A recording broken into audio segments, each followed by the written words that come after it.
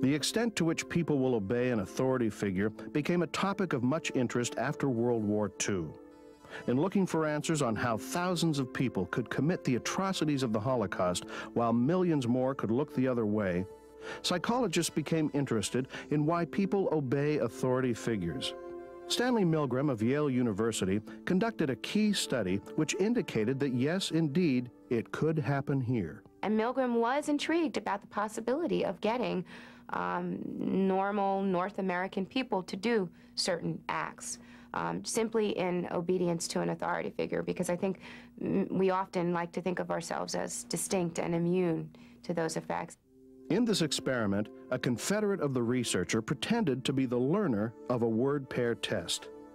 The learner was to receive electric shocks for any wrong answers, to be given by the true subject of the test, the so-called teacher. The teacher was to increase the voltage each time the learner answered a question incorrectly. Sharp, axe, needle, stick, blade. The answer is incorrect. 135 volts. Oh! The shocks started at a relatively mild 15 volts and built to 450 volts, clearly marked as a dangerous, severe shock. In reality, there were no shocks. The learner only pretended to feel pain. The teacher, however, had no way of knowing this. 345 volts. The purpose of the test was to see how far the subject would go before disobeying the researcher and refusing to give any more shocks. Is he all right?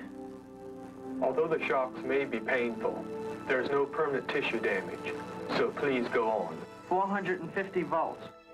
Astoundingly, what Stanley Milgram discovered was that 2/3 of all subjects delivered the most severe shocks possible when merely prodded by the experimenter that the experiment requires that you continue. The Milgram study teaches us a lesson, and it is that each of us can be extremely influenced by the social pressure of another person. It will teach us that if we're open to learning that, and most of us aren't.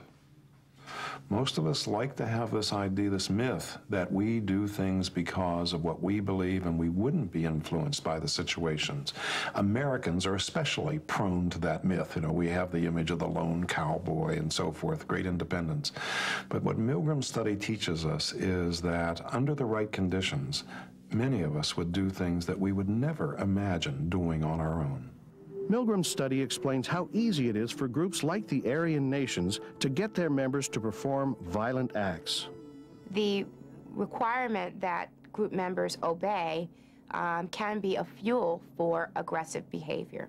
If a subgroup of the Aryan nations is advocating an aggressive action, people who are on the fringes of that subgroup or even members of that subgroup are going to feel a pressure to conform with what the group sees as the right thing to do.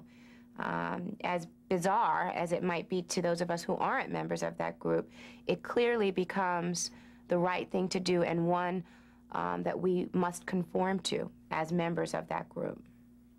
One of the misconceptions that many times people have is that we sat around at Aryan Nations or any other hate group and would say to an individual, tonight at 6 o'clock, I want you to go blow someone up. More often than not, it wasn't done like that. It was done in the context of, here is your enemy, if only someone would do something, you know? God wants you to act, but it's up to you to decide when to act.